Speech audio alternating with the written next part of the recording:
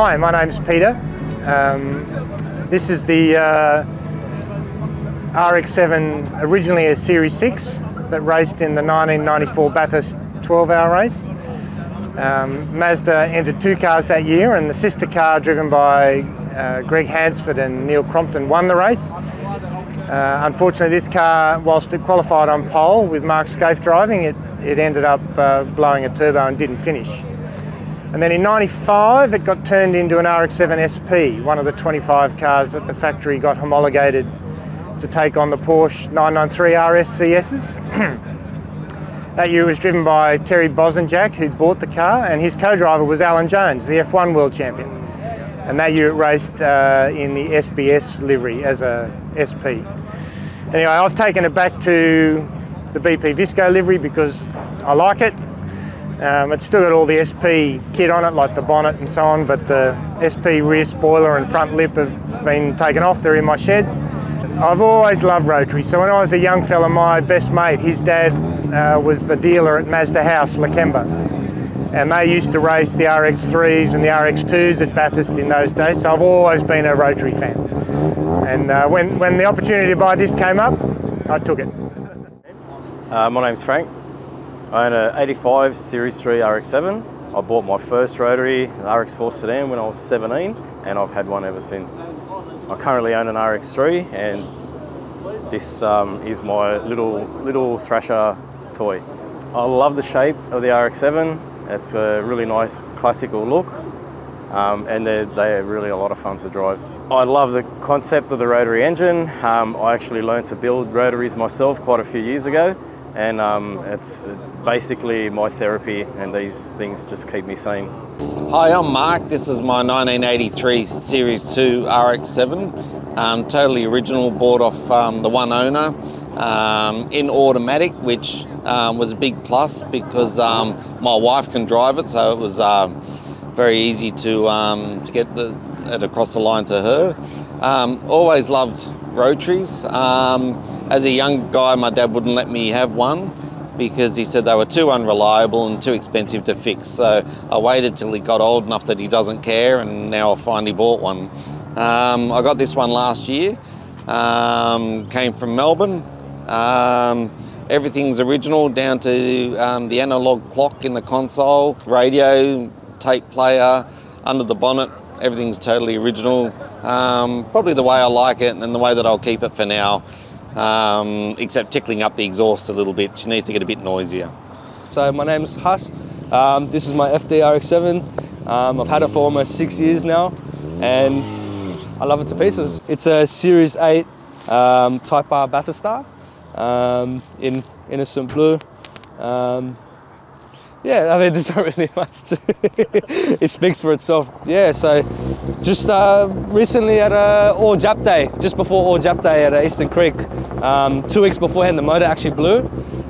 So it was my mission to actually get it rebuilt and back on the track in 2 weeks. So yeah, so that was a big achievement for me. I actually pulled the motor out, rebuilt it in my garage at home, and put it back in and actually ran it in on the track. Now the car's on E85 fully, running a Haltech Elite 2500. It's bridge ported. You know a little bit about that one, yeah. Full 3.5-inch exhaust. Yeah, just all the nice bits and pieces. I've tried to keep the interior as simplistic as possible, and usually my main passenger is the laptop, so and you just keep coming back to it, you know. I've played around with SRs, RBs, multiple different platforms, but this is the only one where it just keeps me interested because there's always something more you can do to it. Hey guys, I'm Jason. I've got 2 black FDs. So the first one here is, honestly, I love this equally as much as this one because this one's just easy to drive. This one's putting out about 300 horsepower. And then over here we've got the Beast, which is known as Adlord's build and Adlord's car, which is 550 horsepower. So I bought this car probably about 6 months ago. And yeah, inside out, the car is beautiful, it runs beautifully. It probably needs to be driven a lot more, so that's what I'm trying to do. I'm just trying to really enjoy it, take it out, and really just expand on what Adam's done because it's built such a good base on it. So soon it's going to be going in for basically a full retrim. We're going to redo all the interior, and then we're just going to clean up some exterior stuff, so just kind of clear the carbon, give it that really fine tune that it really deserves.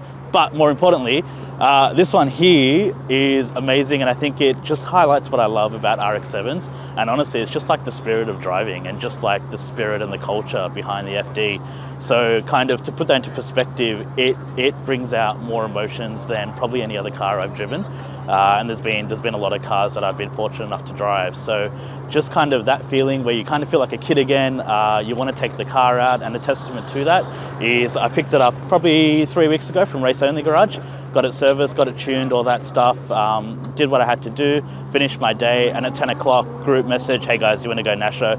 And we went that night till about midnight. So I think that really just embodies what this car is all about and the spirit and the culture that it really brings out. So plus they look beautiful, so that's a plus. And yeah.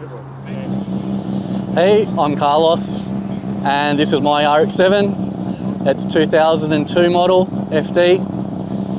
Had the car for about 12 years. Wasn't a lot done to it when I got it, but I've just been thinking over it. I think the main thing I love about the RX-7s, I've always wanted one. I just thought with all the people saying that there's problems with rotaries and they can be headaches and difficult to manage, it always put me off getting one, so I always had other cars instead. But once I finally bit the bullet and got this one, it's just been an absolute dream. It's so reliable.